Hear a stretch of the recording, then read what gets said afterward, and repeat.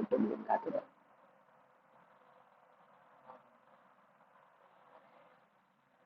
Pin ಮಾಡಿದ್ಯಾ? Pin ಮಾಡಕ್ pin ಮಾಡ್ಬೇಕು.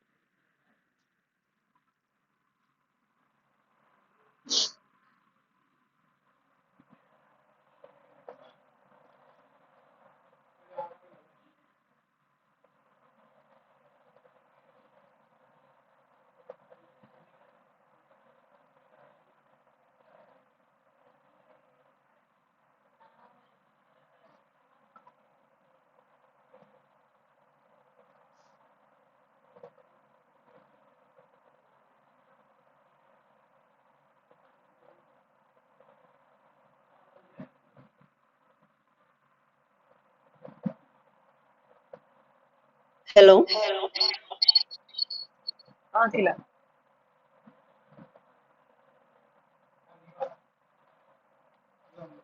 ಅಲ್ಲ ಅಕ್ಕಿಲ್ಲ.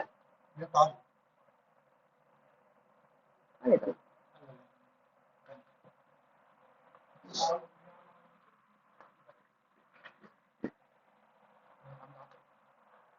ಆಯ್ತು. ಈಗ ಮಾತಾಡಿ ಕೇಳಿಸ್ತೀನಿ.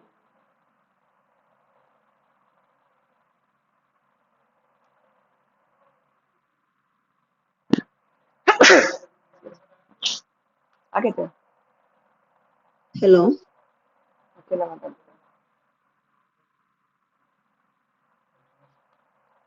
ನಂದು ಪಿನ್ ಆಯ್ತಾ? ಏನ್ ತೋರ್ಸೋಂತು?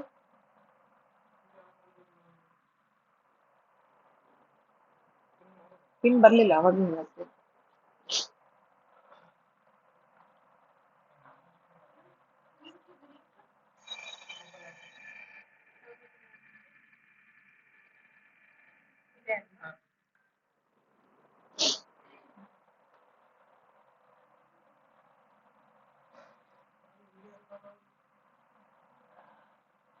ಆ ವಿಡಿಯೋ ಆನ್ ಮಾಡಿಲ್ಲ ಅನ್ಸುತ್ತೆ.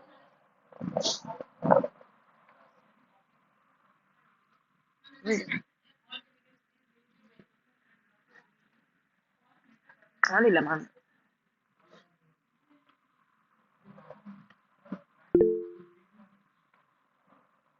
Screen lock ಮಾಡ್ಬಿಡ್ತಿ.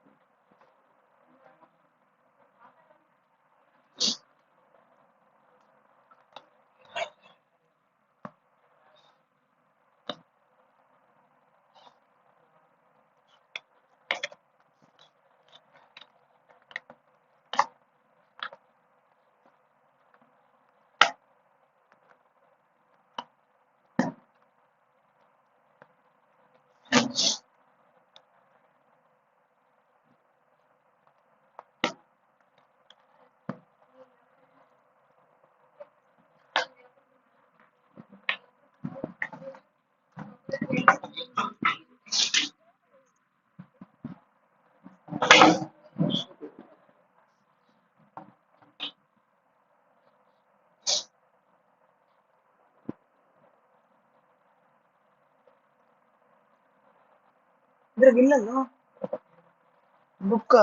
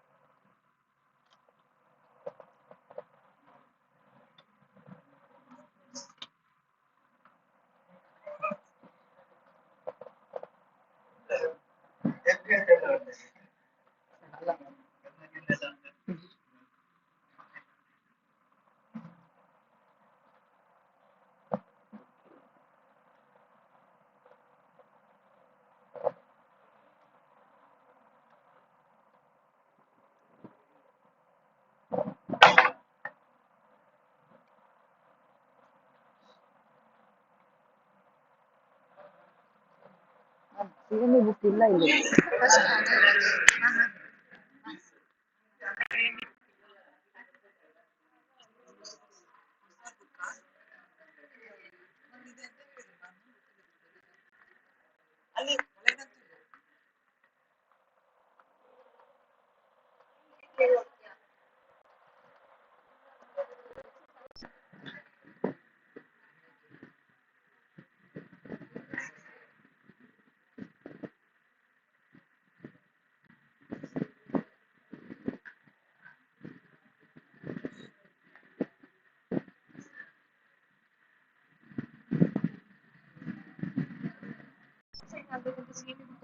ಅಲ್ಲಿ ಒಂದು ಕೊಳಕ್ ಇಟ್ಕೊಂಡಿರ್ತೀವಲ್ಲ, ನಾವು ಯಾವಾಗಲೂ ಲಾಗಿನ್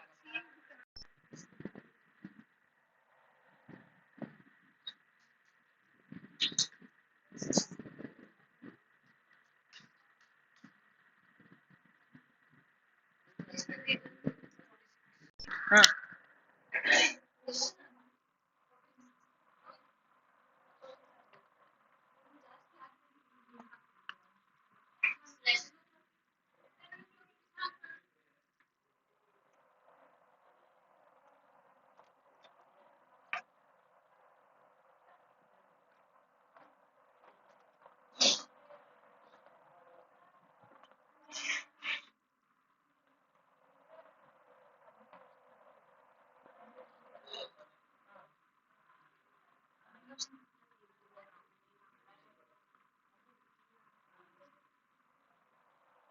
ಯೂಟ್ಯೂಬ್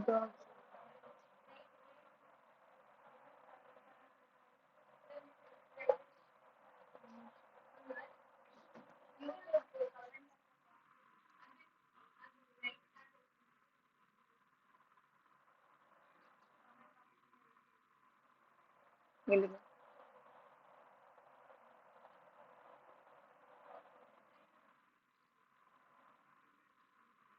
ಹೌದು ಇದೆ ಅಲ್ಲ.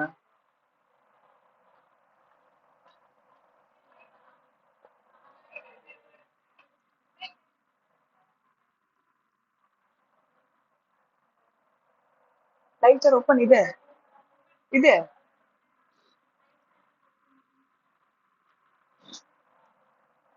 ಸಂಜನಾ ಸಂಜನಾ ಸಿಎಂಇ ಬುಕ್ ಏನಾದ್ರು ನೋಡಿದ್ರ? ಇಲ್ಲ ನೀನೆಲ್ಲೂ ಇಲ್ಲ.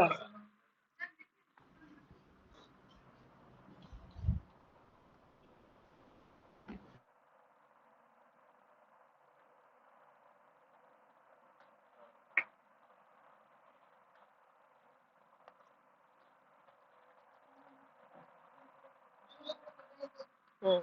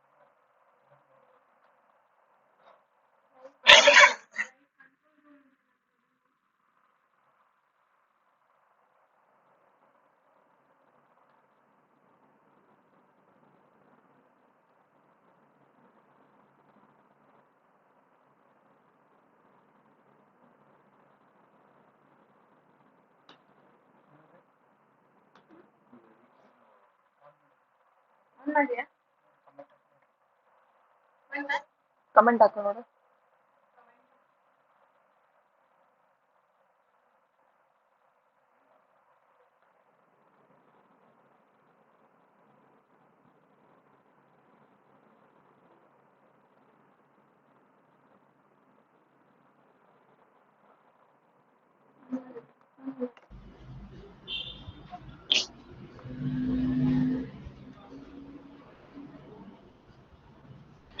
Hello.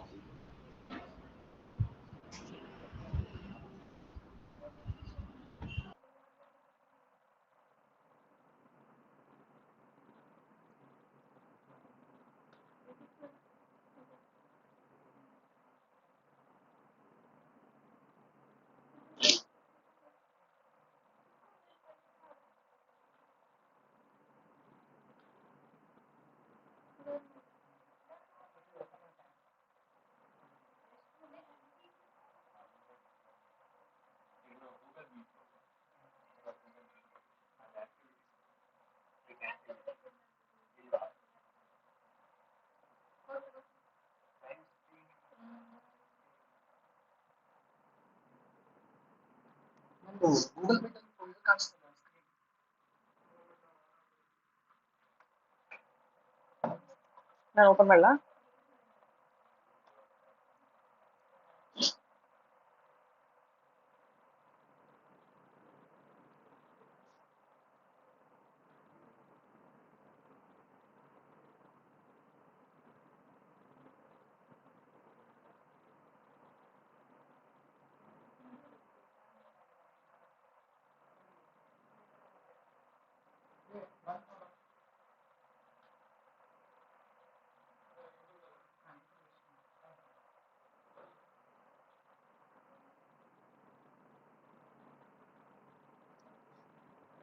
A warm greetings to all for this national level online alumni CME series, proudly hosted by the Department of Kaya Chikitsa, SDM College of Ayurveda Hospital and Research Center, Udupi.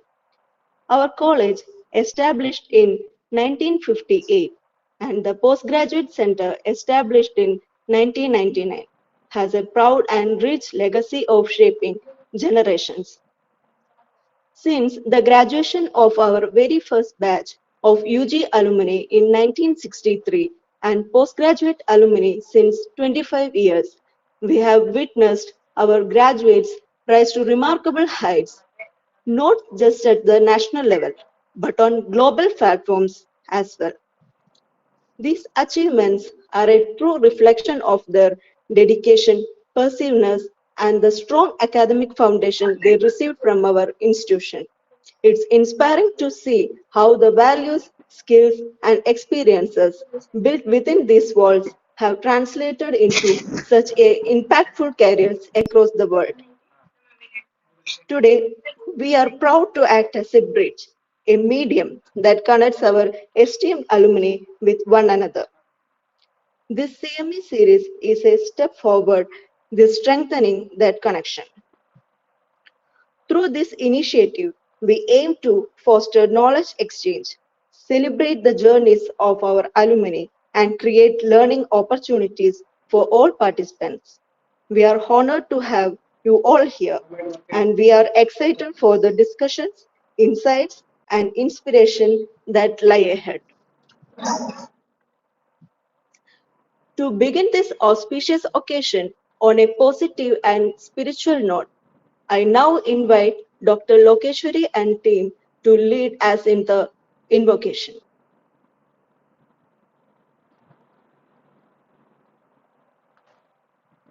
Shambho Girisha सुरपूजितकामवैरिन्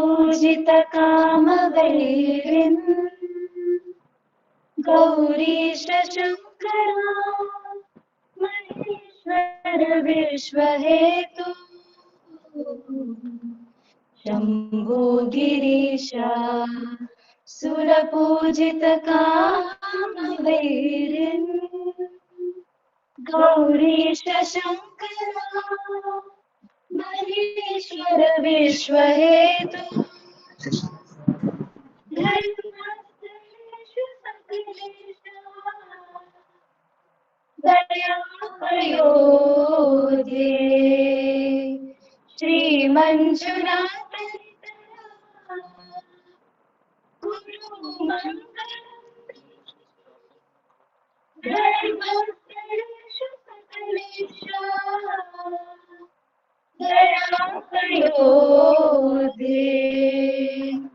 ಹೇಳ್ರಿ ಈಗ comment on ಆಗ್ತಿಲ್ಲ.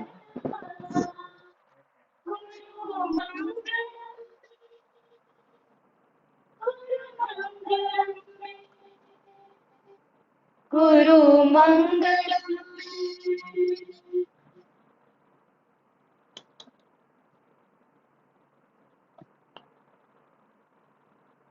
Now, to formally welcome you all to this special occasion, I would like to invite Dr. Srilada Kamath, Head of Department of Kajigilsa and IQAC Coordinator, SDMCA Udupi, to deliver the welcome address.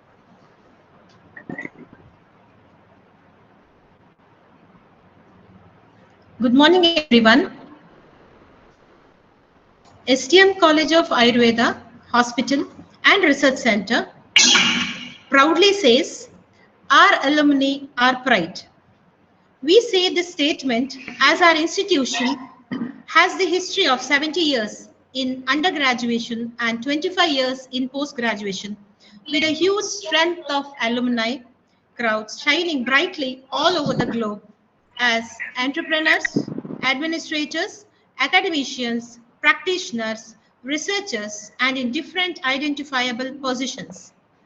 Having this in mind, we have initiated this Kaya Deepika, a national level CME series to utilize our strength of alumni to the whole Ayurveda community.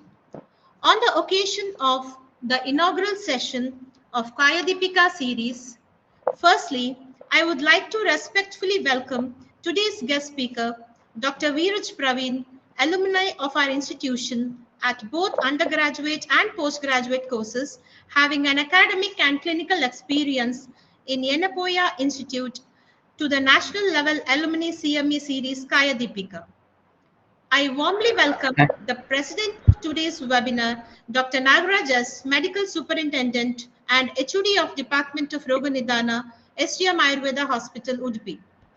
An affectionate welcome to our principal of the institution, Dr. Mamata KV, and Vice Principal, Dr. Niranjan Rao, who always supports and encourages us in all endeavors.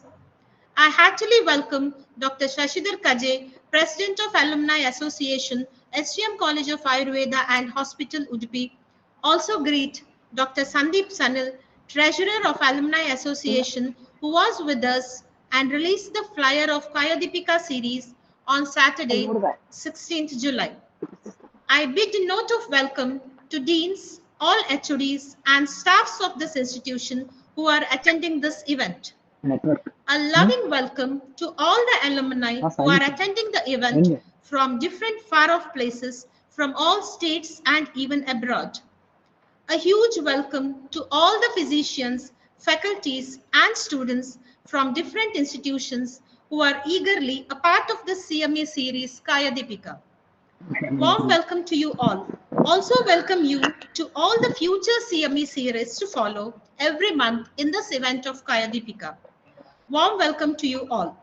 Hope you utilize the knowledge and gain the academic and clinical expertise and command in this platform with all the CMEs to come. Thank you. Thank you, ma'am. To officially inaugurate this national level online alumni CME series, I now have the honor of inviting Dr. Shashidhar Kaje, President of SDMCA Udupi Alumni Association, to deliver the inaugural address. Yeah, good morning, everyone. Is it audible? Hello? Yes, sir. Good morning, everyone. Dr. Nagaraj sir is also there. Good morning, sir. Namaste. First of all, I congratulate the KC PG department, especially Dr. Srilata Kamath and the whole team of KC department for taking the wonderful initiative to organize the national level monthly CME series Kaya Deepika, which will feature our expert alumni. The SDM Udupi Alumni Association is happy to join in co-organizing this series. I congratulate Dr. Veeraj Praveen, our alumni, for giving the first talk of the series. I request all Ayurvedic scholars and doctors to make use of this great program. I also take this opportunity to invite all SDM Udupi alumni to the college for the annual alumni meet Prajyoti 2025, which will be held on Sunday, November 30th. Let us reunite and cherish our memories. Once again, I wish the CM program all the very best. Thank you.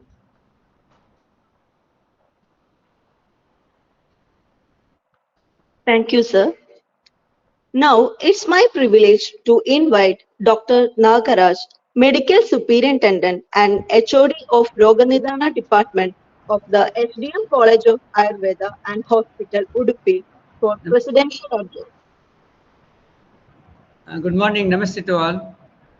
Respected Kaji sir, respected Shilata Kamath madam, and respected today's resource person, Dr. Veeraj, and all the delegate present in this in digital mode of seminar series conducted by Department of Kaya Chikitsa, Kaya Deepika National Level Online Scheme Series 1. Now we are all in the era of two mode of education. One is physical mode, and second one is online education mode. Now current generation having a wonderful opportunity to utilize this domain, and it's beyond the day-to-day learning program. And then you are all having the opportunity to expose to the senior academician and practitioner, and you can enjoy their the clinical experiences and even the teaching experiences. The question is the how far we are going to utilize this the domain of learning. Every learning required any attention and concentration, and especially in digital mode. In physical mode, okay, the resource person is in front of you, or teacher is in front of you, and very easy to govern the class or govern the session. But once we are in the digital mode, and it's the responsibility of all the delegates, even including we, the resource person or the teachers, to maintain self-discipline. Because without self-discipline, attention and concentration, integrity, and very difficult to bring out the exact the outcome of this digital mode of the seminars. I hope the all the participants can understand this my concern. The goal of every seminar is to how best we can enrich the medical practice and teaching and research. And today we are having resource person, Dr. Veeraj, alumni of SDM, is having wonderful experience in working in different universities, and he is going to exchange the information. The topic is also that is metabolic syndrome. And we are all encountering metabolic syndrome in day-to-day practice, but we are unable to narrow the diagnosis because of the lack of exposure, or I think lack of reminders now. We teachers also, we know about metabolic syndrome, students also knows, but we are unable to arrive at a conclusion of X is suffering from the metabolic syndrome, even though he's having the high lipids or the overweight or the borderline the grade 1 hypertension. So we are unable to point out the gentleman is having any metabolic syndrome, and he is a person is going to develop any cerebrovascular, cardiovascular, or the diabetes. So we are unable to prevent this thing. So this is very interesting, and the session today. I hope you are going to enjoy this program, and is a part of now the preventive medicine now, because when we are in the early age of PMS. Preventive medicine means we know only communicable disease. Now, how best we can prevent the lifestyle disorders, especially by understanding in a metabolic syndrome, how best we can prevent, especially in the field of Ayurveda now. I think you are all aware of that the government of India, Ayush Ministry has started promoting in guidelines, that is the standard treatment guidelines available in this domain. Even they have made the STG for all different common disease, and they have made a mandatory to understand to execute in respect institution also. Every institution should carries at least in a 10 to 15 patients data of standard protocol made by the Ayush Ministry, and we have to keep that protocol also for further all the even to state government even aid also, central government aid also. It's part of even QCU also. That's why today's program is very interesting, not only for in the practitioner point of view, even teachers point of view also, research point of view also, even for the NCSM point of view also, QCO point of view also, how best we can understand and how best we can execute in a research methodology to keep some document to submit to the even university level also, state level also, and government of India level also. Once again, I congratulate the Department of Kaya Chikitsa, and especially and a special thanks to delegates and who have enrolled this the level 1 the first series of the first program of Kaya Chikitsa Kaya Deepika series. I hope you are going to enroll in upcoming the seminar also, and you are going to contribute also. And after the session, I expect you to raise question, and you can involve in the activities by which you can contribute to the session also. With this, once again, thank you very much for the listening. Thank you, sir. I kindly invite Dr. Meghana K.A., Assistant Professor, Department of Kaya Chikitsa, SDM College of Ayurveda, Udupi, to introduce our esteemed resource person for today's session.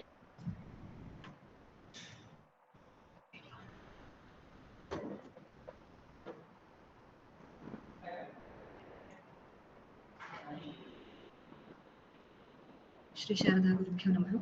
Good morning, everyone. It is my privilege to introduce Dr. Veeraj Praveen, an accomplished Ayurveda physician, academician, researcher with over 12 years of distinguished teaching and clinical experience. He holds undergraduate degree and MD in Kaya Chikitsa from the prestigious SDM College of Ayurveda, Udupi, and has also pursued specialized training with a diploma in acupuncture. Currently, Dr. Veeraj serves as professor and head of Department of Swasthavrita and Yoga at Enupoya Ayurveda Medical College, Mangaluru. His previous academic journey includes notable contributions at JS Ayurveda Mahavidyalaya, Nadiad, Gujarat, and Munial Institute of Ayurveda Medical Sciences, Manipal, where he began his career as a lecturer. Alongside teaching, he continues his dedicated clinical practice through Arogya Clinic, focusing on lifestyle disorders, metabolic conditions, and Panchakarma therapies. Dr. Veeraj has made remarkable contributions with more than 15 peer-reviewed publications in various national and international journals, covering diseases such as dyslipidemia, hypertension, psoriasis, etc. He has also successfully guided several postgraduate dissertations reflecting his role as mentor for next generation of Ayurveda scholars. His work has been recognized with multiple Best Paper Awards at national and international conferences. He has also contributed to community health through funded innovation projects, including Poshan Abhiyan initiative on anemia prevention by Government of Gujarat.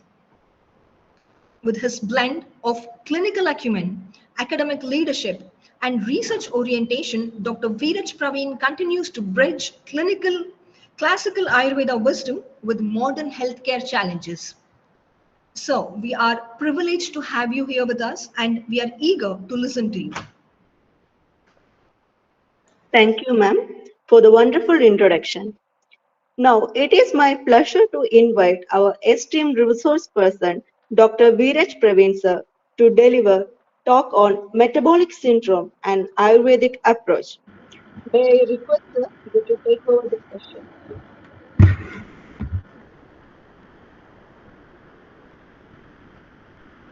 Am I audible? Yes, sir. Yes, sir.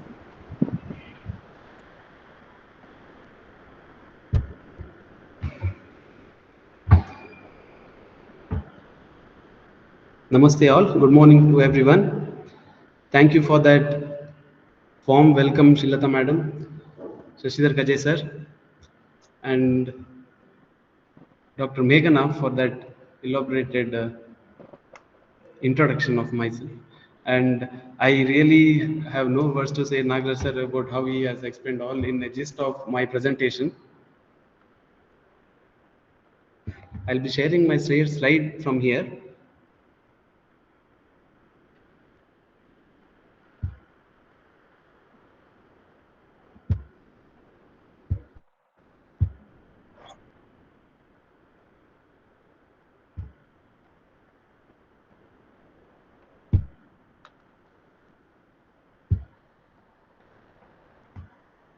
Are these slides visible? Yeah, visible.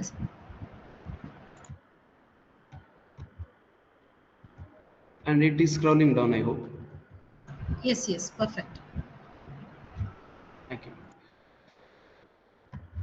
About me, I am in the batch of 2009 for Kai Chikitsa MD and 2003 for BAMS UG. I'll be delivering on the metabolic syndrome and approach with the Ayurvedic perspectives. And overall, my presentation is outlined with first the introduction of the topic, and then I'll be outlining the etiopathogenesis and the clinical manifestation of metabolic syndrome. And then the same with the correlation with Ayurveda, how it can be understood, and the management strategies that can be adopted for metabolic syndrome in Ayurveda. Metabolic syndrome, as of now, like Raga sir said, it has been severity of metabolic syndrome is to that extent that even Government of India has now introduced the policy of educating the primary and nursery students of how and what to eat, what is good food, what is junk food, and what is healthy food. And it is for the reason that recently there had many researchers that came up with the prevalence rate, even the obesity seen in adolescent age group was marked below 15 years. So that is the extent how India is now, not only India, it is all over the globe. This is an worldwide serving problem. Rather, India is now become a capital of all the metabolic syndromes. It represents one of the most significant health challenges. The reason is that you treat one of the clustered disease, another might flare up, or if you target all of them together, there might not be a result at all. So it becomes a difficult thing in treating it also. These are some of the statistics that can be seen. Like sir said, the recent metabolic syndrome guidelines that was published from CCRS has also focused on how the non-communicable diseases, among which metabolic syndrome has around 63% of the share of food mortality that is happening. As of this was published in 2022. As of the 2022, it was around 63% of the mortality regarding either directly or indirectly to one or the other non-communicable diseases, mostly with the metabolic syndromes. And Lancet presentation also denotes highlighted that there are a few areas in India where there are too much of cases now are being reported, and you can see the map of it. The highlighted area of red color are supposed to be more than 30 to 30% of cases. And this is the burden at which now India is bearing. That is more than around 1.5 lakhs in urban areas. Individual over the age of 70 is spending, over the age of 70 years is spending just to manage his lifestyle and the disease treatment in terms of metabolic syndrome. Coming to the what about metabolic syndrome and historical context of it, how it started and how it is going on and what we know as of now. It all started, there were cases, independent cases of hyperglycemia condition, hyperuricemia conditions, but it was in 1920s that Jocelyn Kailin first said that these three might be interrelated. Later on, after 20-30 years in 50s and all, again people there were scientists and doctors who came up with the directly interrelation between the insulin resistance or the formation of the disease. But again in 1988 it was Riven Gerald Reven, who introduced the syndrome X, where he said that insulin resistance is the major problem behind the causation of these metabolic disorders, the interconnection. But the X word was again to denote that they didn't know what actually is happening. They know that all these are presenting together. There is something, insulin resistance is happening, why this is happening. And again further on in 2001, the 2001 and in 2005, the World Health Organization came up with how criteria have to be made to diagnose and assess this extent of metabolic syndrome now we have. So they came up with the adult treatment panel 3, which has particular criteria to be diagnosed and assessed. We'll be going on with these details.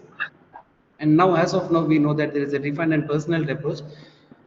There are more and more research updates coming over with respect to how it can be diagnosed in the initial stage, age-wise, region-wise. There are particular regions which are more prevalent, and particular regions and race itself more vulnerable to metabolic syndrome. So now it is becoming more individualistic approach than taking it as a whole. Now, these are the current definitions and diagnostic criteria that has been put forth from adult treatment panel 3, and most of it we have to either clinically diagnose it based on the physical appearances or physical examinations or with biometrical parameters. What they say is among the 5 criteria, if 3 or more is marked, then he comes under the spectrum of metabolic syndrome. First among them criteria is the abdominal obesity, the waist circumference. In men, it should not cross more than 40 inch, and in women, it should not cross more than 35. And the second is the triglyceride levels. The markers of lipid levels with respect to triglyceride should not cross 150 mg per dl, or either is under treatment for the same. Third criteria is the low level of good cholesterol, that is HDL cholesterol. In men, it should not be less than 40, and in women, it should not be less than 50. The direct relation about how the nourishment of other organs will happen, it depends upon how high density lipoprotein carries those protein in them, or either it is low or is under treatment for the same. The fourth criteria is then elevated blood pressure after monitoring for 3-4 times, or 3-4 times, which should not be more than 130/80 according to the age. Again, it depends upon what age he belongs. Plus 30 plus 40 plus 10 mm of Hg is allowed. Conditions are again have to be taken care of, or either he is an under hypertensive heart. And the last among the criteria is the elevated fasting glucose, which is more than 6.5 HbA1c or 100 mg per DL. So these criteria, either of these 3 can be present, or more of it can be present, but the blood parameters and physical examinations, they have to be matched up. When they stress about it, they say that there might be a person who is around 6 feet tall, and he has a BMI of more than nearing 30. He seems to be under the obese or overweight spectrum, but range, but he doesn't have the deposition of fat very noticeably around the waist or over the abdomen. It is almost the lean muscle weight that is counted. In those cases, he is supposed to be in a better position when compared to these pear-shaped or apple-shaped personalities. So that is one diagnostic criteria which has been cleared down by ATP panel 3. And again, to go in with how clinically this is significant, what I said, it is clinically significant with the ATP. If you follow, it is practical, and also you have blood parameters which gives an backing of it. Whereas with the IDF, that is presents only with the insulin resistance. To go with how this insulin resistance takes place and why it is important to know about it. Insulin resistance takes place when the uptake of insulin is reduced over a period of time because of chronic irritations, or because of the sensitivity, the less sensitivity that becomes leading factor for their stimulation. The first among the normal function of the insulin is to promote glucose uptake. and more glucose is stuffed in, or fatty materials is stuffed in, the amount of insulin that comes out comes to a point when it no more is sensitive to the stimulations, and it becomes numb, or the insulin producing beta cells gets into gradual failure, and then he or she will be leading to an metabolic breakdown.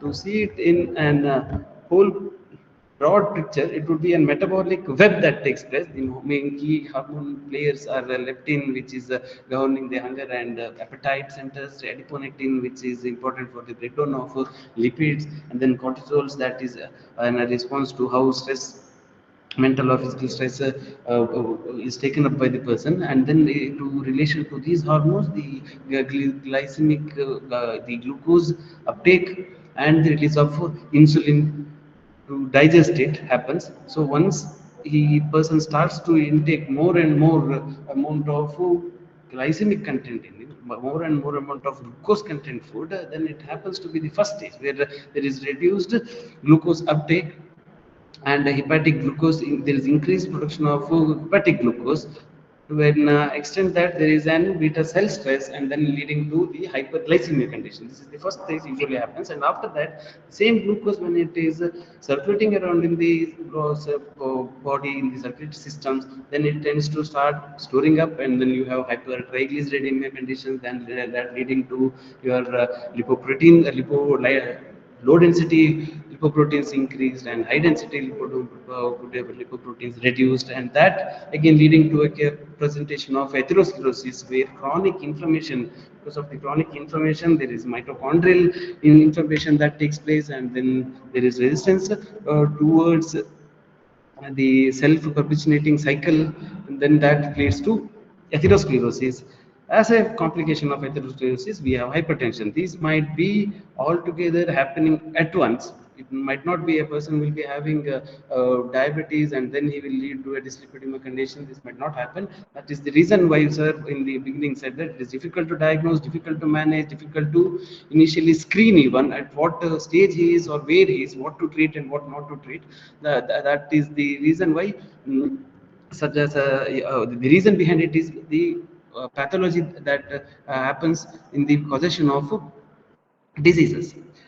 Normally, for a clinical assessment point of view, if we don't have all the blood parameters, and if we see its physical appearances, and see that the weight height ratio is more, skin fold thickness is more, and BMI to hip ratio, waist hip ratio, if that is more, and if he with the physical examination, if it fits under the ATP3 criteria, it can be diagnosed, or you can take it up for the diagnosis of metabolic syndrome.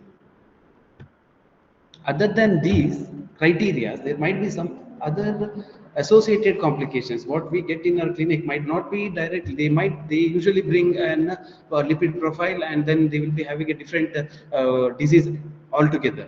What we now see in our hospitals and clinics is that they don't have evident presentation of any clinical symptoms. They remain, some of the diseases, they remain asymptomatic, and only when the accidental findings might be one of the reason where these diseases are known. So one among the diseases is our steatohepatitis, or the non-alcoholic fatty liver disease. All through, he might just have bloating or the small fatigue and malaise as a complaint, but once he takes his whole blood picture, he gets to know, or when the scanning is done, then he gets to know that he might be having fatty liver. Next among the disease which gets unnoticed because of the asymptomatic nature is related with the kidney diseases. That too, once he has the signs of symptoms of swelling, signs of swelling over the bilateral legs, that is that point when he takes it seriously and gets to know that there is a kidney involvement. And this is one social concern disease where most of them take it a lighter way, or either they don't give more focus on it, more they don't take it seriously in the treatment aspect. Erectile dysfunction in among the metabolically less active or metabolic syndrome spectrum people have been noticed in almost 30 to 40% of the males. So this again we get in our clinic, they think it is as a disease, whether but the reduced cause for it is just their metabolism. Next, hyperuricemia. This is because of the excessive production of the base metabolism of protein and sedimentation of it in the blood and presenting with the joint pain, swelling, redness and all, which is we have the diagnosis of gouty arthritis over there, one among the common cases. But again, this also takes period of time. It might be years together when a person has a presentation of uricemia and gouty arthritis. That done with the what we know or how we can diagnose and how we get the clinical presentations in the modern terms. In Ayurveda, there are different perspectives we can understand it. One with the what Ayurvedic concepts are, what literature says about these metabolisms, and then what is the samprapti or the etiopathogenesis of it, what are the symptoms, what are the managemental principles. I'll deal all these in detail, or at least few of it in detail. The correlation of Ayurvedic concept have been done in many ways, because the reason is there is no direct reference of metabolic syndrome in Ayurveda. Whenever there is a situation wise and conceptual wise, acharyas have mentioned these pathophysiologies, the changes in certain of the involved dhatus or doshas and their signs and symptoms. So we don't get a direct reference, but we have to understand in different terminologies that is used. And this approach in the science, it is called as the clubbers and splitters. Either you go and see in Amsham Shakalpana, you go and see it in detail. When you pick one each of it, and you have to correlate with the disease or the pathology of the disease, and then you say that it belongs to, this might be a disease of this origin, particular origin. Whereas in clubbers point of view, it would be they don't have match up. Individual signs and symptoms might not match together, but as a whole, when two or three major illness present over there, they send it up to the major, to a single cause. It happens with metabolic syndrome. In the initial phases, if just a joint pain comes, it might be gouty arthritis that has been diagnosed. But after that, you get to know that there is increased serum glucose, and also there is increased uricemia conditions. And then we have to see it on a more manner, an overview out from then eagle's point of view. You have to see it in a more outside point of view. And in Ayurveda, what happens is, when these many disease names are being put, Charaka has given a good quotation saying that, Acharya Charaka has given a good quotation saying that it is Vikaranam Kushalo na Jigyat Kadachanaha na hi sarva Vikaranam navato sidvasiti sa eva kupito doshaha samuttana visheshara. Sthanantaritaschaiva jane tamayan bahun. You have to, then there might be different causes for a disease, there might be different presentation of the disease. So what you might get you might get into a confusion of how to name it, or you might get to a confusion of how to treat it.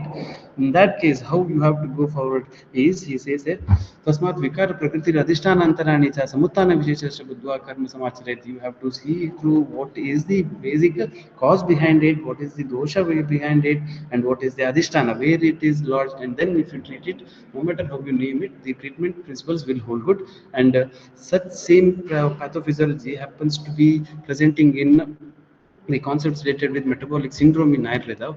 On all these disorders, we see that Ushmano Alpabalattvena Dhatu Madhyam Apachitam is the major causative factor. That is either the Chaturagni Mandya leading to one particular byproduct that is not absorbed, or the Dhatva is producing some metabolic waste that is not excreted out, or sometimes even there is no nourishment of the dhatus because of the reduced Dhatva. So all these point out to one pathology that would be termed under the heading of ama, and then that is the cause for those ama are related with Shonita Dushti. In Charaka Sutra, he says that the causative organ factors like that of Madhya or Kshara or Sneha, Tishna, these irritative food content that person takes leads to a phase of Ajirna, and that leading to a phase of Shonita, some Pradushana. And those can be The causative factors can be again grouped in either with the habit of taking food, the behavioral habit of taking food, or the content of food. It can be the overeating or excessive stuffing it even without the proper hunger, or if the content itself has calorie intake and calorie burned might not be matching together, or a stressful life and overexertive life where again metabolic but he is not metabolically active. That means sedentary lifestyle is more than 50 or 60% of his whole day. Then that also leads to ama prakopa or ama sanchaya. And then there is manasika karanas. All these factors what I said about ama production will have a final product that will be related with Amavisha, because these Amavishas present with an clinical symptoms which is similar to that of Visha. When Charaka Vimana he explains it about Viruddhashana, Jirna, Shilinascha, a person who is habituated with Viruddhashana, Jirnashana and all, or irregular intake of food and all, will have an armor production in his body, and this armor is termed as Amavisha, and this Amavisha has its pathological presentation similar to that of the poisoning. And how it happens again, how this Amavisha takes place, or what is the pathophysiology behind it, what is the samprapti behind it. Charaka Sutra 16, he explains about what Rakta Shonita Abhishandana is. The Rakta Shonita Abhishandana or Shonita Abhishandana is the mechanism in which there is the person when he involves too much of Viruddha Virya aharas, which doesn't get digested, that becomes Maha Abhishyandi in the Srotas. That leads to a stage where it becomes Margava Puradam, the circulation Margavarana to the circulation of those metabolic stuffs. The rasa that is going to be taken to the tissues will have an obstruction, and that stage, that presentation would be similar to that of Damini Pratichaya or other disorders. Now, to give an example for this, I have taken solely as a disease here. What he says about the pathophysiology and presentation is that because of the sedentary lifestyle, ahara vihara nidanas, persons medas and avata margatvad, avarna will takes place, and because of the avarna of the vata, there is a, especially in the coastal Pradesha, there is a increased ahara, hunger, that is to take food, that is the Vishama ahara, Vishama Agni, that there is an increased appetite, an abnormal increase in appetite, and the person starts taking more amount of food, then the rasa that is formed will have more amount of medas in it, that is not digested from the Medhatatu, and it gets accumulated and forms the disease of Staulya. And it starts with Avarana, and the presentation of the Staulya would be Medasa Urtat Svikstanodara Sambana. There is excessive deposition of the fat over the abdomen or in the waist and buttock areas. It is not only with one particular disease directly we can see with ama or medodusti. There are different stages. Initially it would be the presentation either with the pitta disorder, pitta dosha. There may be arma vipaka, amla pitta presentations. It might not be the major disease in the beginning. You might, if the diagnostic tools are good enough, then in this stage itself you can stop the progression of the disease. Or when vata pradesh, if the ama is presented in the vata with vata dosha, there might be initial stage of the vibandha, agnisada, chandra antrapujana. Looking at it itself, if small changes is done with the food and then an additional medicine is given, further morbidity, increase in the morbidity can be stopped. So altogether, if that is not done, what happens next is when there is Agni Dushti, that leads to Kaya Agni, Bhuta Agni, Dhatva Agni Dushti, and leading to Ama. And this Ama, the Sama Avastha, will be presenting with the Sthana Pratishtita, the Adhisthana Pratishtita disorders. If it is Koshtagata Roga, the presentation might be milder in form of Amajirna, Vistabdajirna, or even Arasaka and Vilambika type of disease, or even severe disease like that of Grahani. Or if it is Shakagata Roga, then Medo Roga, because of the Dhatu other involvement. You might have Medodushti and Medodogas, like that of Saulia and all. Then Prameha Pidakas can be considered over here. Gurustamba as a disease in Shakata Roga, or Shofa as a disease specific. Next, if these two, if the ama again gets lodged in, the major disorder, major adhisthanas like that of marma, asti, and sandhi, then the presentation might be like a disease of amavata or pakshagata or hrudroga or bastigata rogas. Like, what can be done and how it is to be managed. Till here, the diagnostic part is all with how the pathology is involved, how and what the pathology is involved. When it comes to the chikitsa part, first among the chikitsa general line that is been advised by all the acharyas is Amapradoshajanam Punarvikaranam Apattaprana. Apattaprana is the major first line of treatment that one has to follow, and then only Shanti Rama Vikaranam Bhavati Tava. Apatarpana. It is only with the Apatarpana Chikitsa that you can stop or reduce ama, and then only other treatment have to be adopted. And what all factors have to be followed during the management of Apatarpana is it is Pachana, Deepana, and after that, once you see that there is a clarity in the ama, then Sneha Sveda Dehi Parishkritan Shodhayet. Shodhana also should be done, but only after the first clearance of all these amas by Pachana and Deepana procedures, and even Rukshana is one among the modalities that has to be followed.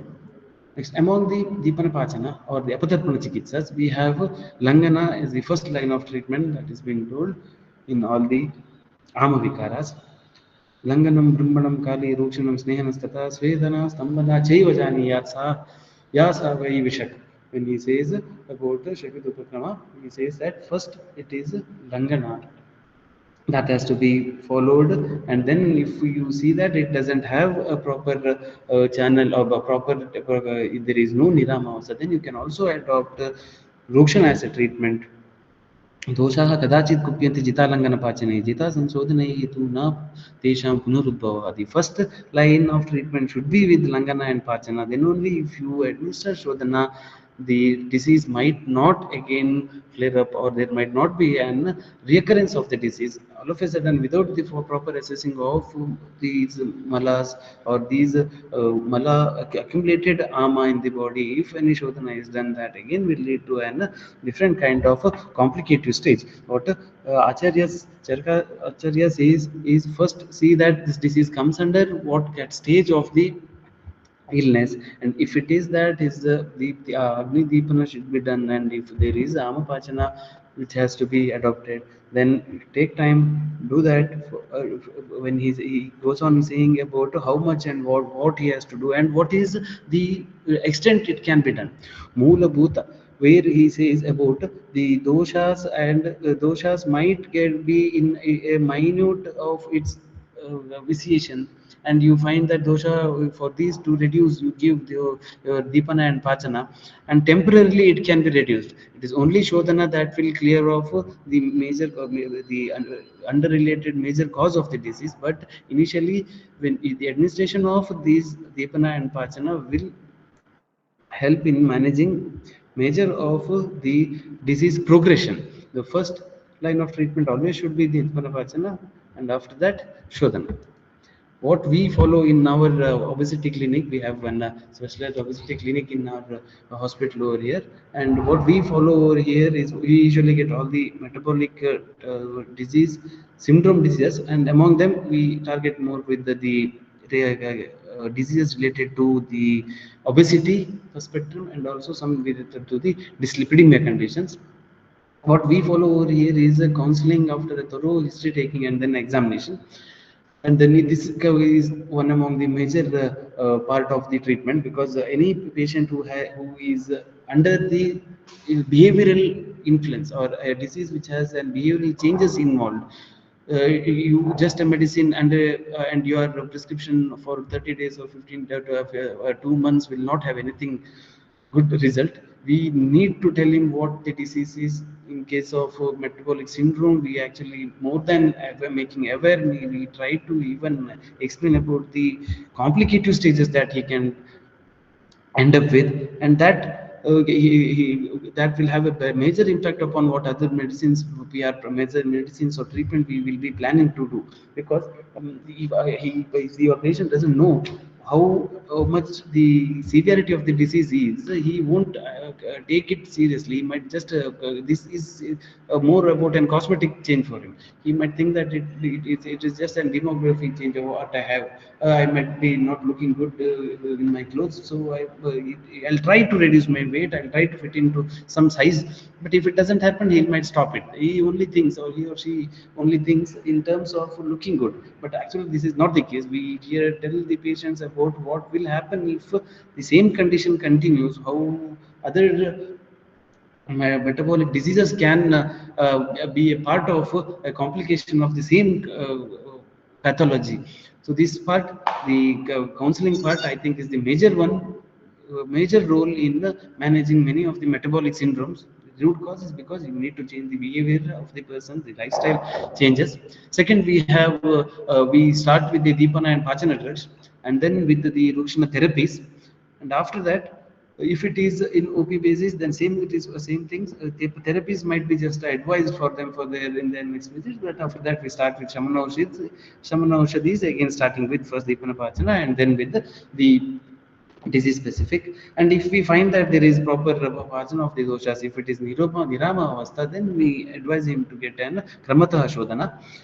And overall, if it is in OP or IP, we always advise a good diet and a diet which has a direct medo and kapha hara properties, and also with yoga consultations. Our prescription here, there are many number of prescriptions. This is just among those I have compiled, and I have kept it because the time there is time restrictions even. So I have kept it only with the 5 major ones what we follow over here. The first is the Panchakola Fanta that we do, Chavya Chitraka, Pipali Pipali, Chavya Chitraka are the content in it. Next is Shadarana Churna, Arogyavardhini Rasa.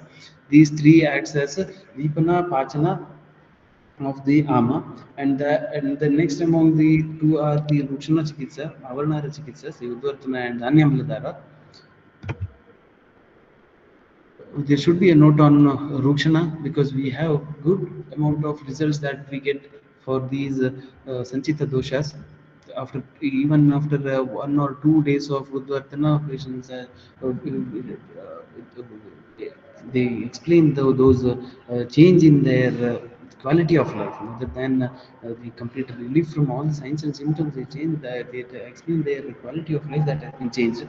This is because the procedure of Udvartana helps to rectify the Dhartvagni and starts doing the karma.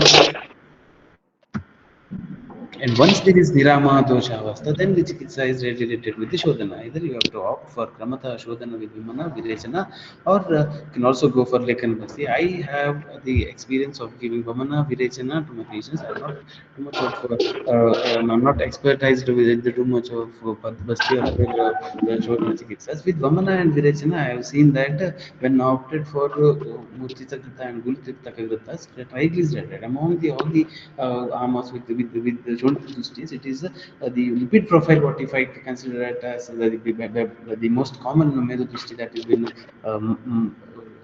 that can be diagnosed in the biomarkers. Murchita Kuglutita has given tremendous results. Even I have seen the triglycerides for more than 700, 800 after a course of Snapana reducing to 300 and all. And then it needs to be again and again repeated. Not one Snapana and one Virechana is enough for there. Again, after a period of time, say around 2 or 4 months, we again come advise the patients to come over and take one more course of Virechana. The order of it is usually we start with with Vamana and then Virechana, but sometimes Vamana is not accepted by all our patients. So Virechana is one thing we usually do it on a daycare basis also. First 2-3 days they take Snehpana, and then for the upping and they come over and then get admitted, and for all through the next 3-4 days they stay here. So with the Shodhana, I can with my expertise in Shodhana, I can say that Virechana has better result. What I have seen, all the Shodhanas have, depends upon their own experiences. Next, among the Shamanaushadis in Staulia, the Shamanaushadhi choices in Staulia, and I have taken Shodhana, Staulia and Prameha over here, as because the time constraint, and then there are a list of it. There are 5 or 6 diseases which can be grouped under the major metabolic syndrome diseases. So here for Staulia, what we initially do is we start with the Shunti Churna, Vidanga Churna, or Haritaki Churna. This is all, not everything. Either we start with Shunti Churna 3 grams twice a day or thrice a day, or Haritaki Churna, which I have a good experience in doing because my PG research was also on this, so it has a good result of Amapachana over there, or Triphala Main Churna for laptop is OD, and BD, if it is given for BD also, it is around 3 grams. Or Trikata Churna. Panchakola Phanta is also very beneficial in Deepana Pachana in the initial days. We keep it this for 1 week. If it is for the Shodhana indicated, then we keep this for 1 week, or else we continue it for 1 month. And then other treatments, when it comes, it is with the Medo Kafahara Chikitsa, Trifalakukulu, 2TAD can be given 250 grams, 250 mg, and then Falatrika Dikota 25 to 30 ml twice a day before food. Musta Churna can be given, we prescribe it, we give it. Vrikshamla Churna 3 to 5 grams twice before food. Next, among the medicines that is to be continued for months together, these are some of the medicines which we Trifalagokulu, okay, we can continue it for 2-3 months, but Musta Churna and Palatrika Dikota and all, we don't continue for months together. But Vyoshadi Gugulu, we continue it. This again is one of my favorite one because this is my PG drug. This drug we continue it for 6 months together, and there is good results from Vyoshadi Gugulu. It acts both. It acts as an Deepana, Pachana, because the drugs in them have enhancing effects also. So we can continue it for more than 3 months. And then there is a Medo Vidangadi Loham. Medohara Vidangadi Loham, we only give it for a period of 15 to 30 days, and then there is a gap, and again after 2-3 months can be continued. Trishnadi Loham, Asnadi Kashaya is widely practiced over here. Then coming to other metabolic disease syndrome, the disease of Prameha, I've just grouped under it, and I've just tried to outline only few of the medicines for it, because among all the diseases I can at least have Staulia and Prameha, which is interlinked. Once we try to treat Staulia, on the other hand, your Prameha also will be reduced, because we know the Medo Dushti is interlinked. And again, if Medo Dushti of Prameha is treated on the same parallels, your Staulia also will be managed. So here, with regards to Prameha Chikitsa, Sushruta Avasthanusara is well adopted here for us. In the first stage, when we see that he is in the Purrupa Avastha, we start giving with the Panchakola Phanta or Trikatu Churnas, and then if we see that is not responding too well, then we start with Chandraprabhavati or Nishamalaki Churna. And then if that doesn't happen, then there is a more prescription of Nishamalaki Churna before meal, 3 to 6 grams, Asnadi Kota for 10 to 15 ml before meal, Kathakakariyadi Kashayam 15 to 30 ml before meal. And here this is not single drugs, but it is a combination of drugs. Sometimes with the Brahmana we need little bit of Rasayana and also little bit of Amapachana. So either we club it with the Arogyavardhan Chandra Baba and then Nishamalaki Churna. So that prescription depends upon the person's presentation. If there is and loss of dosha, the loss of dhatus, then you can formulate it accordingly. Vasanta Kusmakar Rasa and Trivanga Basma can be given for a longer period of time, and it has been found we get to a good result through it. And next we follow, this is our Srinivas Acharya sir's favorite prescriptions. It is Rasayana medication, medicine formulation for many of the Shonita Dushti diseases that can be. He had a visionary idea of how rasayanas can be used in multiple modalities. He first started when we were in PGs. He first started it with it was long before that, but when we were in our PGs, it was with the Lashuna rasayana that was first experimented and tried in our clinicals. So even then, before that, there was the Shivagutika and Shilajitu Loha rasayanas, which was already practiced, and it was evidence based and it was tried also. Now here I try Shivagutika 1 VD or 1 OD in case of initial presentation of Prameha, and also I keep it in an Rasayana as an Rasayana approach itself. Even if other medicines are there, I keep Shivagutika as 1 OD for my patients, so that there is the complications will be managed over from can be managed. And Lashana Rasayana, it is usually used, I usually use it in case of dyslipidemia conditions when in the initial phase, if there is an joint pain or such signs and symptoms of Vata involved, then it helps in reducing the Avarana also. Shiladutsuroha Rasayana, I have used it in hypertensive cases, but very less, because I have had little clinical presentation of acid peptic disorder, so it has to be discontinued after 15 days, and again you give a period of time, and then again you start it. So Silajituloa Rasayanas I have not tried in many patients, but Shivagutika and Rashna Rasayana has given good results in both, first with the hypertension, first with the diabetes and dyslipidemia conditions, and then directly with dyslipidemia conditions. Other than this, that much is not enough. We also need to guide the patient with what other lifestyle changes he can do. We explain him them with some of the yoga asanas, with yoga pranayamas and all. Pranayama and the different yogic practices, the breathing practices, they help in first oxidative process that will again reduce the metabolic waste. That one section is there, and also it also helps them in maintaining that concentration or that determination. I have seen patients where if an session of yoga is done, after that they feel that yes, they can do something, they can go stick on to the treatment for a longer period of time. And comparative study can also be done on this. If a person is given with the yoga and the treatment and only treatment, I can say that a person with the treatment and yoga, that too, those with the meditative postures and all, if it is done, he might be giving better results. The major reason is all of these treatment leads mind as an the sticking up to the whole continued process is most important here. We have tried with Naukasana, Bhujangasana, that has helped us in managing even the blood count, sugar levels. And our lifestyle management is broadly classified into 33%. We say it is this is what we explain our patients. Even 33% is the exercise what will be giving result, and 33% is with your food, and the last 33% is with the medicine that I will prescribe. But the 1% that is left out is the most important one. Only if the will and determination is there to change your lifestyle, change the way you eat or you drink, or what the way you keep yourself mobile whole day, will actually give better results. It is not just changing up these disorders. Wherever this has been documented also, wherever there is a lifestyle changes required, it all depends upon the patients or the person's will and determination to change. You prescribe many medicines, they'll just take it, no change with the food or no change with their involvement with their exercises. So first you need to, that is the reason why first counsel the patient about what will happen in future and how you can stop the progression of the disease. And also I consider this 1% of the will and determination of the patient to be the major factor in contributing the reduction of illness.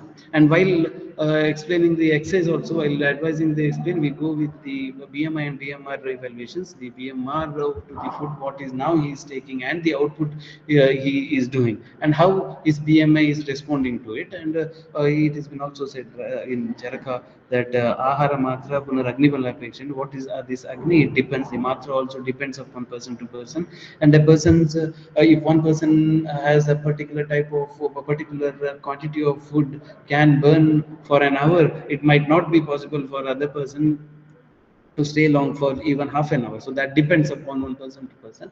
We have to calibrate it with that. An easy rule for it is calculating its basal metabolic rate, and first increase the metabolic rate with all possible ways. All possible ways. The first is to keep him mobile. Whatever you do with the food, whatever you do with the medicines, the basal metabolic rate will only be fastened if he is mobile enough, if he is physically mobile enough. This is an hard and fast rule for management of any of the lifestyle disorders. So first we think that we tell him at least he has to keep himself. There are many studies on regarding this. We at least tell him to keep him he would keep himself active throughout the day for 10 minutes before and after food.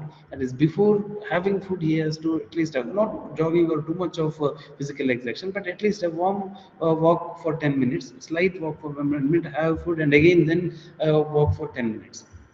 And same thing is again compared, advised for 3 parts of the day, before and after the food, and this has given tremendous result. We have seen that patient who have started just mobile and them keeping themselves mobile for more than 1 hour, they have reduced their weight in terms of first I'll talk just in terms of the weight. They have reduced their weight on an average 2 to 3 kilos per month. So this change will happen. So basically we first try to increase the basal metabolic rate by keeping them more mobile as much as possible. Second is to increase and reduce the content of food that takes time to digest, but rather go with go with those food items that will help in easy digestion, and there is easy excretion, also evacuation of those food materials. That is one way where metabolic rate can be increased, and you have examples of fruits and vegetables for that. Easy metabolism and easily excreted ones. Common dietary principles what we follow is either the Mediterranean diet and the DASH diet and low carbohydrate diet. Mediterranean diet, yes, we don't have all those olives and nuts, fishes, everything for our patients. A bit luxurious one, Mediterranean diet, but overall globally it is the one is kind of more accepted, and it is the one which is uh, it is the one which has been tagged as the best diet. So it has more, almost 70% of it is all live food like vegetables and fruits, and then you have a little bit of meat in it. So we can't completely you are advise them to take all the Mediterranean recipes, but we try to involve more amount of fruits and vegetables in it, and that to live ones like salads and all. Next we have DASH diet, where low sodium and low your fat diet. Low fat and low sodium diet, we directly engage it for the patients who have a diagnosed case of hypertension and dyslipidemia. That is one major complaint what we get from our patients in our to our pathya section, where everybody has a little bit of salt at least give to us. We'll just add it to it, and it is a very bald diet we give, but it has tremendous result. Within a span of 2-3 days itself, we see that all those your palpitative response to anything, or like a sudden response to those emotional responses and all this. The patients itself initially they complain about the no salt or very bland diet, but after that they say it has cooled up my mind. It has helped me in taking too much, taking the resistance too much towards the stress aspect of stress aspect. So that is one thing which has helped, and we follow it. Prescription, generally we give advise a patient for to be mobile 1 hour a day, and if possible all 7 days, but at least 5 days a week. The dietary component what we have here in our food is yava. We give on 2 times, either 2 times or in the break of 11 o'clock. We have a good paper published on this with barley administration of barley water for a period of 30 days, and before and after blood pricks were monitored, and it was seen that it has markedly reduced fasting blood glucose. And again we have wheat and Puranachali used. One more thing is we start in the morning breakfast. We try to replace it with the boiled vegetables, boiled beans. This is all about my practices. I have just focused upon what I have practiced and how much I have expertise it, and how much ever results I have got. I have not gone in detail with all the theoretical literature that is present, because one reason is we have limited time, and then each of it actually have to be dealt in detail. Like one of the disease from the metabolic syndrome needs to be taken up, and I hope madam and from the department they'll be arranging the same. One disease have to be taken and then their management, another disease and their management. This is one beginning of all those other representations which I'll be putting as a foundation stone, that all these diseases are interrelated to one major pathology. It is the Medodushti. And once the ama that is produced produced before the Medodushti, and then Shonita Dushti that happens, that has been treated by the Dipana and Pachana medicines, then you can start with Shodhana. And this Shodhana again needs to be again and again repeatedly done. And once that is achieved, I'm sure that it's a long journey. Metabolic syndrome treating it is a long journey. It is not like he comes over there in your OPD and you say stays in your IPD for 10 days and he'll walk free with all his bad parameters. It might only happen for a period of time or a temporary change, but again it starts up, flares up. So it is better if you advise him and more sustainable change in his lifestyle. Starving for longer period will not help. Change the food habit itself, change the type of food he takes, and how it can be adopted all through, rather than just 15 days or 20 days of starving, or that or continuous intermittent fasting. And all after that, all these weight he has lost or changes that has happened in his biomarkers will return as such with the same thing, same way. So we try here to advise here the patients to reach a goal in a period of time. Like if you say them in the beginning itself, it is not 1 month that you are targeting. Might take around 6 months, but keep doing it over a period of time. You will get accustomed to it, and then your whole type of behavior what you have will only change, and that will actually stay.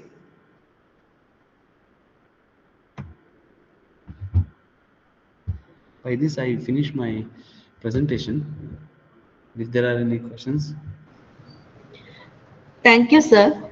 We are open the floor for questions. If you have any queries or thoughts for our resource person, please type into WhatsApp group.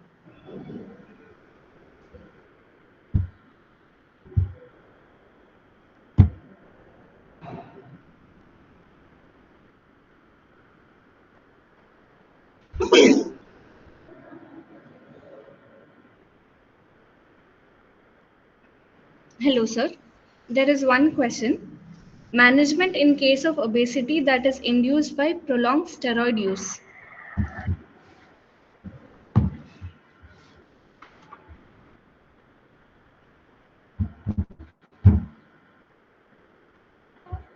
Yeah, in that case, if there is a clarity regarding what type of steroid is used for what type of disease would be more helpful.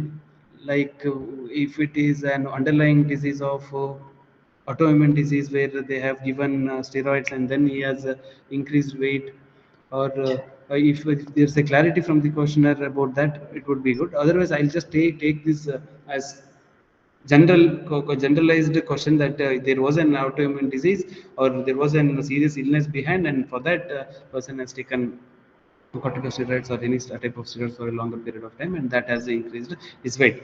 So first thing is we don't discontinue it. We don't completely stop taking those steroids and then all of a sudden give those Deepana drugs.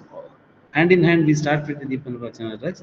But once we usually see that one among the example I'll give is with the uracema conditions with gout. See, with gout, we have seen patients sometimes take too much of painkillers are there, and then it happens to be such that they have to take some more the other steroids to reduce the metabolic process to resist the metabolic process, and they come up with those sedimented fat obesity itself. In those cases, what we try to do is with yeah, I have got some clarity over there. Wait, shall I check the chat box?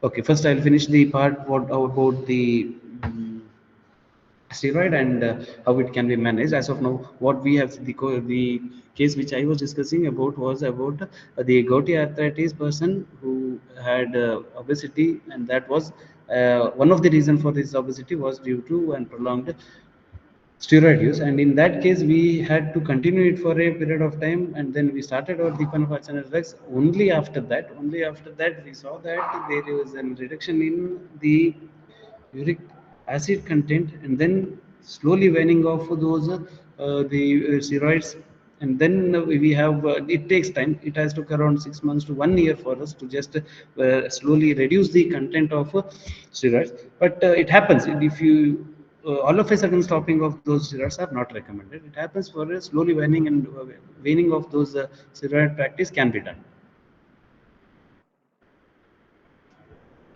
And next, there is one more in the chat box. Metabolic dysregulation patients also come with the complaints of gut issues, mostly acidity, indigestion. When most drugs used are Katu, Tikta, and Kashaya, it also becomes challenging to prescribe Lekana and Rukshana, of course, yes, medicines for a prolonged time. How do you address associated gut issues in metabolic syndrome? This is a good question, because now most of the metabolic syndrome are related to gut issues. We first were of the initially it was before the 2000s, before this gut microbe got all that focus. We were of the different pathophysiology regarding just the insulin resistance. Now we have this gut microbe as a major causative factor for dysbiosis, and this dysbiosis is because of the change in our gut content of gut microbial activity, and how we manage these. What I feel is the management of ruksha dravyas. The patient might have say the Shruti, the doctor might have thought about just the use of Deepanapachana drugs, like that of our Kutuki Pipalia, Pipalimula, Pipali, Panchakola Fanta or Shardar and Chunas. But if the Rukshana Dravyas like that of Thakrarishta and all are used, I hope it will help in both. I have not gone through with this, but the clinically I have seen cases where metabolic dysbiosis has happened because of the gut microbe over and over. Misuse of laxatives and all this is a common presentation, but I hope the medicine here would be giving the Thakrarishta, which helps in managing the gut microbe. There is one case I would like to say here about Thakrarishta and helping the gut microbe, and that related with the disorder like that of skin disease. I had a case with the skin disease which was presenting with the discharges also, and the initial diagnosis was with the corner contact dermatitis, but after that I had sent it for the tissue biopsy and all, and it was found that it is erysipelas. And after that, he again and again tried with the external application of those antimicrobial ointments. It used to reduce, and also he used to take the steroids. Its symptoms used to reduce, but over a period of time, when those steroids or those medicines were stopped or discontinued, all these symptoms used to flare up. So what I did was, with other medicines I started giving Thakrarishta. Other medicines were related to Kushta Chikitsa, but once Thakrarishta was started, I found that there is a drastic reduction of those skin rashes and the discharge also. It took around 2-3 months for it, but after that the patient discontinued for many other reasons. But still, that within that 2-3 months of time, I have found good result with the education of Takra Arista. And here I think Takra Arista, if it is not possible, already has an Manda Agni in the Jatra, then the management might be in terms of giving takra alone in his diet. A change in his diet with takra can help in improving the gut microbe. I hope some extent I have tried to answer your questions. Sir, next question, sir. How to differentiate Dhatvagni Janya Ama and Jataragni Janya Ama in disease manifestation? Which is a common question usually asked by everyone. That is because Amavastha, you have the Costa presentation. I have given the slide. It's in the slide itself. It is there. The Kostagni, whenever Jatragni is involved, you will have all the Amlapitakara Lakshanas, and if it prolongs, there might be even Grani Lakshanas. But when it goes into the Jatragni level, you will have more Kshanakshina, Kshanatpurna like of presentations. It might flare up in one day and it might not be at all in the second day. So, this type of insidious onset might be the presentation in case of Datvagni involvement.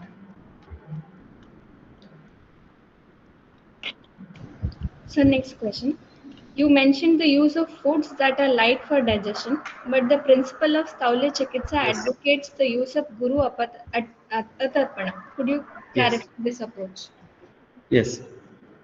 When I said the Gurucha Atarpana is the concept of giving a food that is less in nutrition and it fills up the satiety, and that exactly is the role of fruits and vegetables. Now here, though we in the general practice, our prescription is that once a person has food, after that we take fruits. Now, when we advise for food or any dietary changes, including fruits and fruit, no, we stop taking. We advise them to stop taking that meal itself. That means to say that if he is taking fruits and vegetables by 7 in the evening, then we don't tell him to take anything after that. So, if this type of changes, if it is done, it won't be too much heavy for digestion, and it also acts as Guru Tarpana. And those fruits and all do have a different type of I hope you might be aware of it. The type of fructose and glucose present in it is different from what you get it from the food of glucose of rice or wheat and all.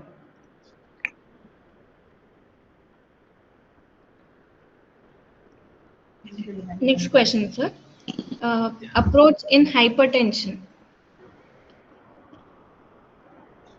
Okay.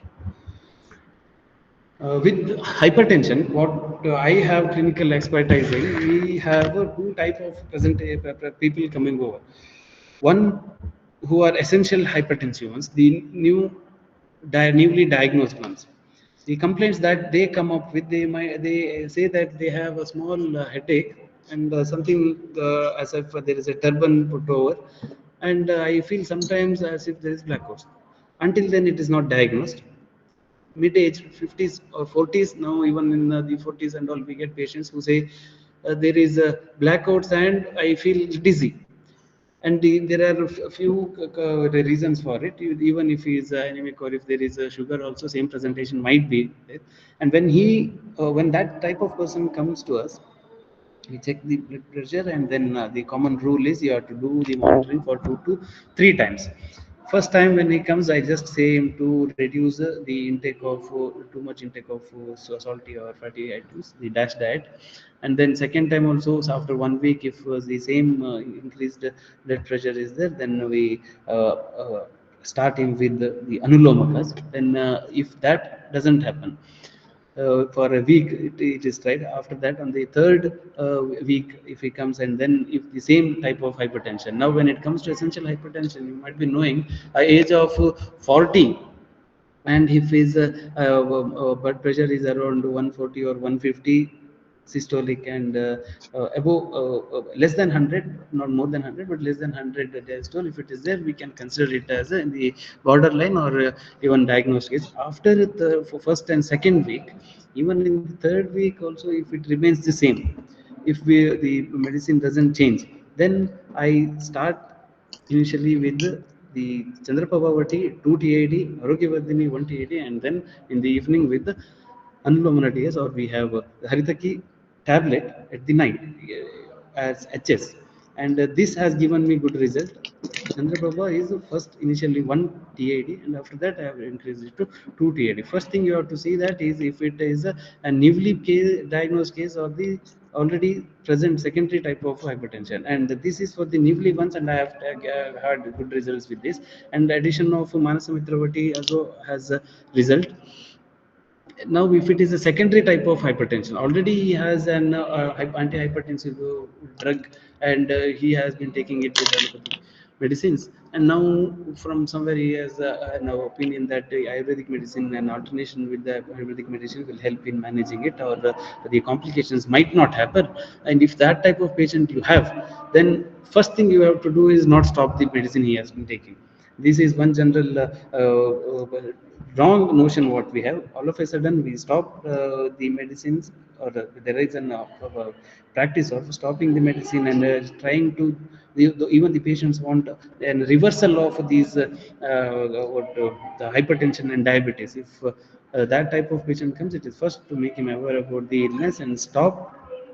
You clearly tell him that you don't stop the medicine that is going on, first one. And second, there can be an addition of what I have tried is the Hartogen. It is an for your medicine of medicine from Munial Pharmacy, though this is not a platform to this is not a platform to talk about any proprietary medicines, but because the doctor has asked about what is the medicine or approach, I have tried with the Hartogen, and it has helped. It has helped with along with the medicines that I give, Rogivardhini or Chandraprabhavati or 2 TID. Along with that, Hartogen 1 BD has helped in managing the essential hypertensions, and that too, I don't say every patients it has helped. In both the cases of hypertension and diabetes, what I have had the experience of treating, I have an oldest patient who is taking for not more than 3 years. The maximum diabetic anti-diabetic medicines a person has taken from me and kept on for follow for only for 3 years. And after that, if the patient comes over for other many diseases, allied or additional allied associated diseases, but he has stopped taking medicine, and it doesn't mean that we don't have that type of medicine and all. I have had I didn't have a patient, but I have seen patient taking years together of just some Ayurvedic, one or two formulations, and maintaining their lipid and glucose counts. So it is possible, but I have had only experience of treating a patient for chronically for not more than 3 years. In those cases, in secondary cases also, secondary hypertensive cases also, and a combination of drug can be given. But again, it comes to a point where is your medicine cost effectiveness of the medicine. Again, this is a challenging part of how our practice. And medicine that is available for 50 rupees 50 paisa, and then medicine that is available for full day 50 rupees for the same disease. To convince them, how to convince them is a difficult thing. How to convince them that there are different other factors that will be managed just by switching over to Ayurveda. So convincing that is difficult. Once you can do that, I think you can continue with it.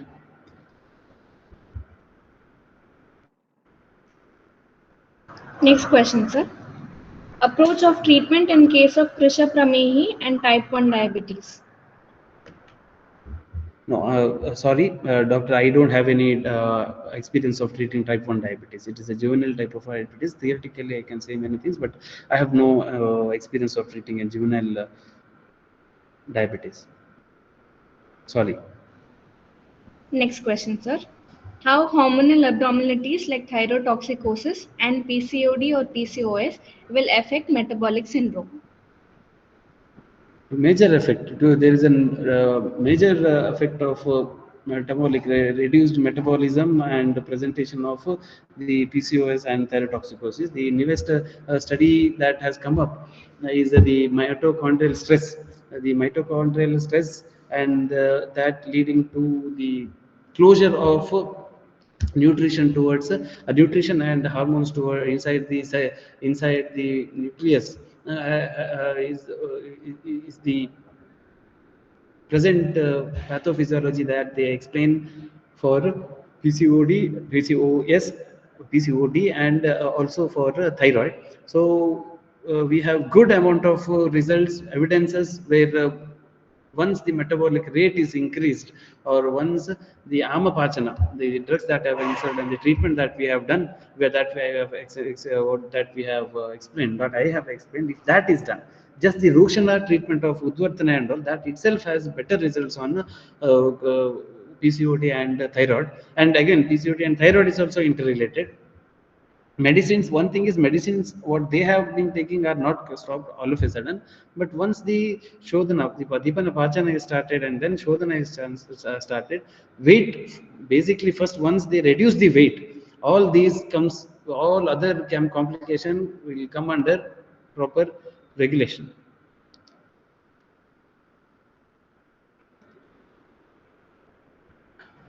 Next question, sir.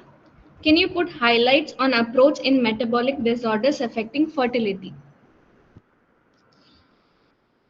I have seen 2 or 3 cases where the infertility was presented because of azospermia cases, and then in those cases we saw that HDL count was reduced, and after that once the Snehapana was done and Virachana was done, the blood parameters showed increased HDL, and then after a period of time, say when they had Virachana for 2-3 months, 2-3 times, and then they couple conceived, so it has direct effect. The one, that is one thing which I have seen with the production of sperm counts. Second one, what I have experienced is about erectile dysfunctions. That has direct. I have seen cases where and metabolic rate when it is increased, erection, their penile erection time, and this has increased. So that is one where, though it is not an infertile case, but yes, quality of your life has changed.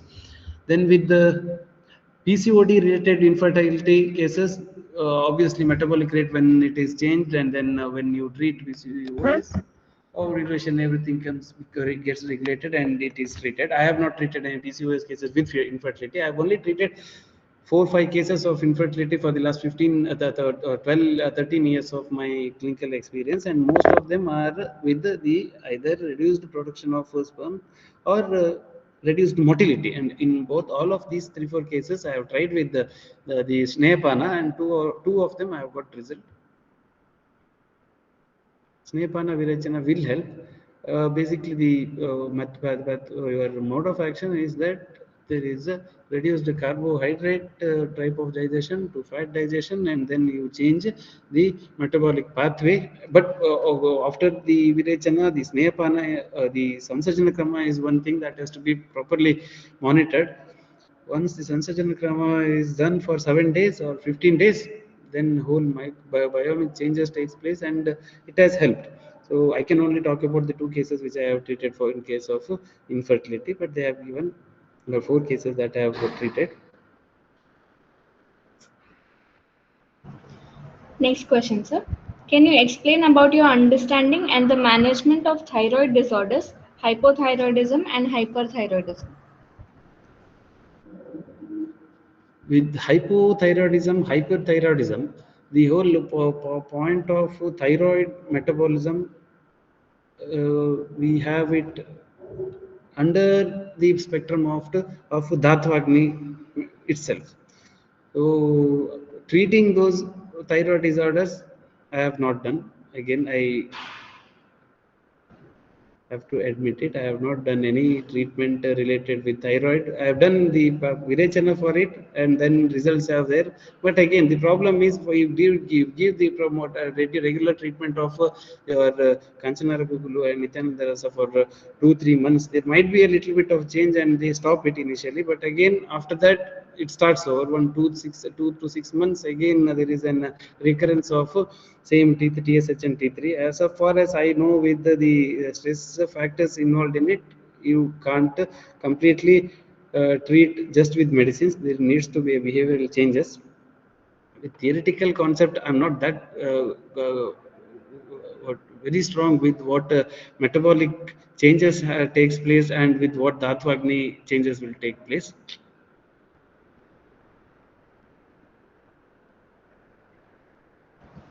Next question, sir. Doctor has got confusion of food is medicine and food is also poison. So there when he says about food is medicine, food is poison, is when it is given in an moderate and applied way. Now the same garlic which we use in food and what we give for Lashana Rasayana, same thing holds over there also. It might not be more practical when you give 50 grams of garlic, because as such you just need what 2-3 garlic of maximum 5 garlic roasted for to give a scent of it, or just that your flavoring content in your food. So shunti, what is used in the food, and shunti that is given in case of medicine is completely different. The way it acts and how it is given is different. But the doctor who asked the question, the doubt from the of the doctor was that if 50 gram is taken or 15 gram is taken. So what I have experienced is a shunti kashaya, shunti churna can be given is 3 to 5 grams BD, not more than that. It is not 50 grams, but confusing it with the concept of food, what they add shunti and with the medicine is what I think is basically foundationally different type of metabolism. Like I said, the example of your Lashuna. Lashuna, when it is taken with food, it has a different type of action, and when it is taken as a rasayana, it has a different. So shunti churna for 5 to 10 grams BD, I don't think it has too much of side effects, or it is acceptable, and we give it. We give it 5 churna 5 gram BD is accepted and practiced. 50 grams. Sorry, what was it? The doctor was asking was about 50 gram or 5 gram? Sir, 50 gram. 50. If it is mentioned in my presentation, it might be wrong. 5 grams. No, sir. I'll repeat the question, sir. The user asked, Doctor, you said use of shunti churna 3 to 5 gram for amapachana.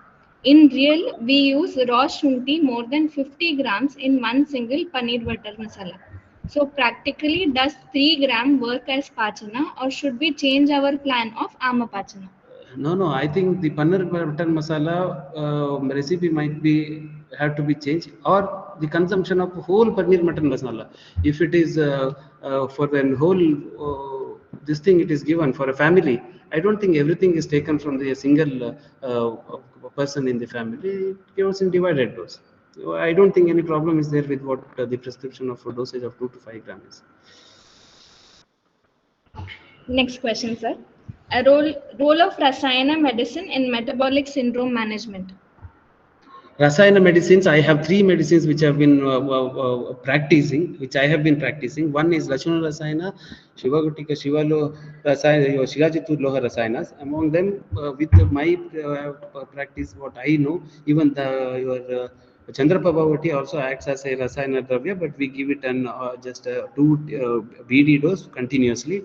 And some of the Shiva Gutika, once the prescription is around 1 BD and 1 OD, but I give it as half BD, and it can be continued for months together, even years together. I know some of my patients taking it. There is no any harm in it. Other rasayanas, what I have mentioned is about Lashuna Rasayana. The classical way of what sir used to say is not that acceptable. So we have reduced it for the Rasayana dose of 2 TID now. First it was 4 BD, now we have made it into 2 TID, but it is continuously been prescribed and my patients take it. There is no any harm in it. These three are the rasayanas which I have used. Other rasayanas, I think some lower rasayanas can be Ayurvedic rasayanas can be taken. Even Pandu in your yoga, Rajagugula rasayana is also been practiced. I don't have any expertise in prescribing those rasayana therapies. Next question, sir. Approach of treatment in case of Krisha Pramehi. Krisha Pramehi, in the sense if he is to be given Brahmana or not, or I think that is the if they are asking about that, if Brahmana is to be given or not. Practical, I'll be telling what practice I have and what results I have got. In my practice, if I have a patient of Krisha Pramehi, no, there is no any patient of Krisha Pramehi. There would only be a presentation of either of the diabetic person or the Pramehi is a spotting of. He comes under the section of being obese, or he is normosthenic. A completely emaciated person or Krisha type of person with diabetes, I have not treated, I have not seen. But in a person who has the normosthenic build, in him, my approach is that the regular food what he is taking, he has to just stop it or make it into half. Whereas when I treat a person who is stula, Pramehi, in him my approach will be addition of some other food diet itself, wherein you either add barley water or you add oat ganji, or you change it with there is an addition of some metabolic stimulants. Whereas in case of Krisha Pramehi, or say normal Samasamanana person, type of person with the Prameha, I don't tell him to completely go for Brahmana. In the classical thing, it is mentioned as Brahmana line of treatment has to be followed, but I don't know, I have not practiced in those lines. Just the total intake is to be reduced to half. That has given results.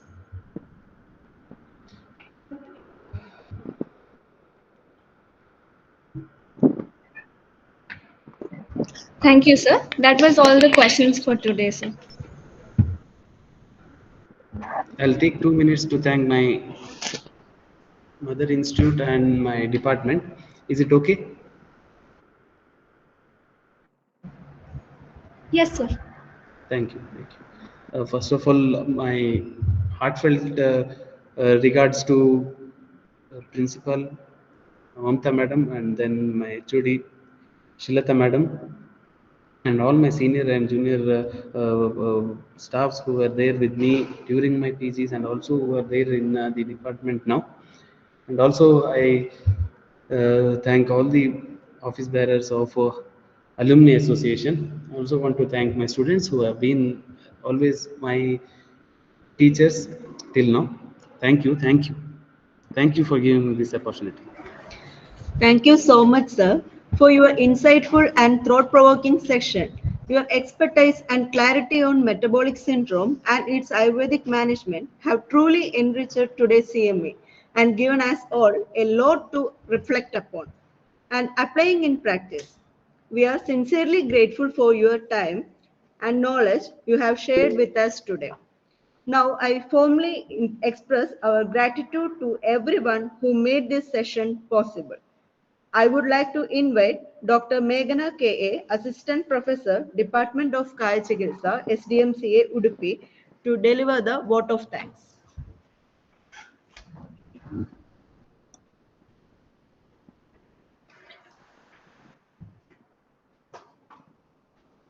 I take this opportunity to present the vote of thanks. I express my heartfelt gratitude to Dr. Mamata KV, Principal, STM College of Ayurveda, Udupi, for her continued encouragement and support. I thank Dr. Niranjan Rao, Vice Principal, STM College of Ayurveda, Udupi, for his guidance. I express my gratitude to Dr. Nagaraj S., Medical Superintendent, STM Ayurveda Hospital, Udupi, for his blessings and guidance. I also thank Dr. Shashidhar Kajay, President, Alumni Association, for his kind presence. I thank our resource person, Dr. Veeraj Praveen, for accepting our invitation, dedicating his time, and sharing his vast wisdom with all of us.